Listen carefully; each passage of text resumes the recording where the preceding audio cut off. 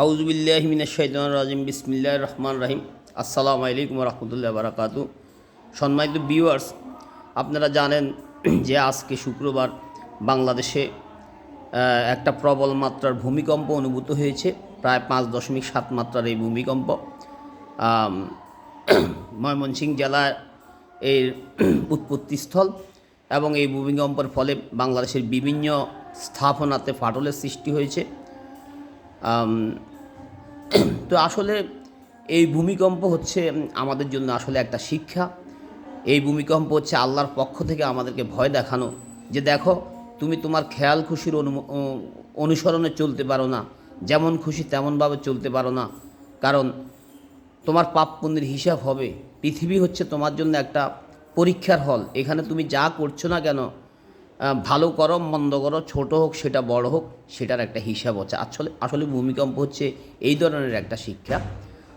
আল্লাহ রাব্বুল আলামিন সূরা জিলজালের মধ্যে বর্ণনা করেন, ইজা জুলজিলাতিল আরদু জিলজালাহা ওয়া আখরাজাতিল আরদু আসকালাহা ওয়া ক্বালাল ইনসানু মা লাহা ইয়াউমাইযিন তুহাদ্দিসু আখবারাহা বিআন্না রাব্বাকা ওয়াহালাহা ইয়াউমাইযিন ইয়াসদুরুন নাসু আশতাতাল লিউরাউ আমালাহুম ফামান ইয়ামাল মিসকালা জাররাতিন খাইরান ইয়ারাহ ওয়া মান ইয়ামাল মিসকালা জাররাতিন শাররান ইয়ারাহ।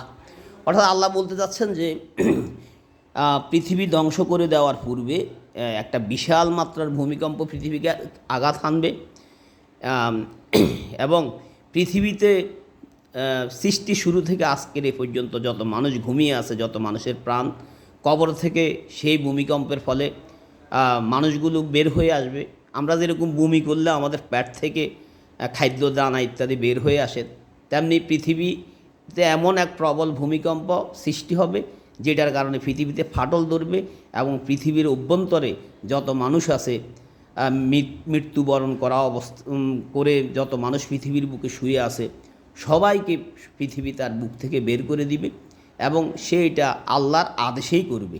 আল্লাহ তাকে অর্ডার করবে যে তুমি বৃত্তান্ত প্রকাশ করো, তুমি জমিন, তোমার জমিনের উপর সৃষ্টি শুরু থেকে আজকে পর্যন্ত যত মানুষ এসেছে এই জমির উপর দাঁড়িয়ে, আমার সৃষ্ট জমিনের উপর দাঁড়িয়ে আমার সৃষ্টি মানব কি কি কর্ম করেছে সেটা তুমি বৃত্তান্ত প্রকাশ করো।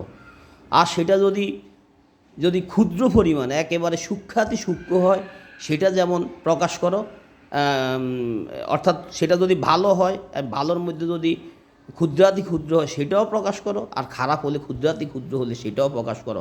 সব কিছু তুমি বৃত্তান্ত প্রকাশ করো। তো তখন এইভাবে পৃথিবীর ফাটলের ফলে মানুষগুলো পঙ্গপালের মতো পৃথিবীর অভ্যন্তর থেকে বিভিন্ন নানা দলে বিভক্ত হয়ে বের হয়ে আসবে, কেয়ামতের মাঠে যাবে এবং তখনও হয়তো তারা অস্বীকার করবে, আমি তো কিছু করি নাই, আমি তো পাপ পাপ পাপ করি নাই, আমি সর্বদা পুণ্যের কাজ করেছি। তখন আল্লাহ একেবারে টিভি স্ক্রিনের মধ্যে সময় উল্লেখ করে, কোন সময় অমুক দিন অতটা বাজে তুমি অমুককে মার্ডার করছো, এটা আল্লাহ দেখাই দিবেন। অমুক দিন অমুক নারীকে তুমি কুপ্রস্তাব দিছ, একেবারে সময় অনুসারে আল্লাহ তাকে দেখাই দিবে এবং তার বৃত্তান্তগুলো প্রকাশ করবে। ভালো কাজগুলা, বড় বড় ভালো কাজগুলা, নামাজ, কোরআন, হজ, জাকাত ইত্যাদি যেরকম ভালো কাজগুলো আছে, এই ভালো কাজগুলা যেমন আল্লাহ প্রকাশ করবেন, তেমনিভাবে আর কি প্রকাশ করবেন, তেমনি ভালো কাজগুলো যেমনি প্রকাশ করবেন, বড় বড় ভালো কাজগুলো তেমনি ছোট ছোট ভালো কাজগুলোও। এক রাস্তার মাঝখান দিয়ে হয়তো একটা কাঁটা পড়ে আছে, আমি সরাই দিলাম, ছোটোখাটো ভালো কাজ। একটা বিড়াল তৃষ্ণার্ত অবস্থায় আছে, হয়তো আমি তাকে পানি খাওয়াই দিলাম, এইটাও ছোটোখাটো ভালো কাজ। দুইটা মানুষের মধ্যে ঝগড়ার মীমাংসা করে দিলাম, এইরকম ছোট ছোট কাজগুলোও কিন্তু সেদিন প্রকাশ করা হবে। আবার বড় বড় পাপগুলা, যেমন হত্যা, ধর্ষণ, এইগুলা বড় বড় পাপগুলা, কুফুরি, মুনাফেকি, শিরকি, এগুলা যেরকম আল্লাহ রাব্বুল আলামিন প্রকাশ করবেন বড় বড় ভালো কাজগুলা, তেমনি ছোট ছোট ভালো কাজগুলা, ছোট ছোট ছোট ছোট খারাপ কাজগুলো তেমনি আল্লাহ প্রকাশ করে দিবেন।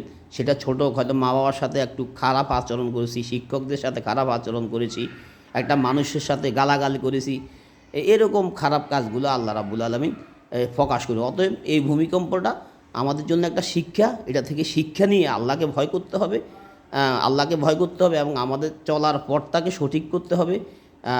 বেশি বেশি সৎ কাজ করতে হবে, গুনার কাজ ছাড়তে হবে। এইটাই আমাদের শিক্ষা, এই শিক্ষায় আমাদের নিতে হবে। আল্লাহ সবাইকে হেদায়েত দান করুক, সবার আগে আমাকে হেদায়েত দান করুক, আমিও যেন সৎ পথে চলতে পারি, সৎ কাজ করতে পারি। আসসালামু আলাইকুম রহমতুল্লাহ।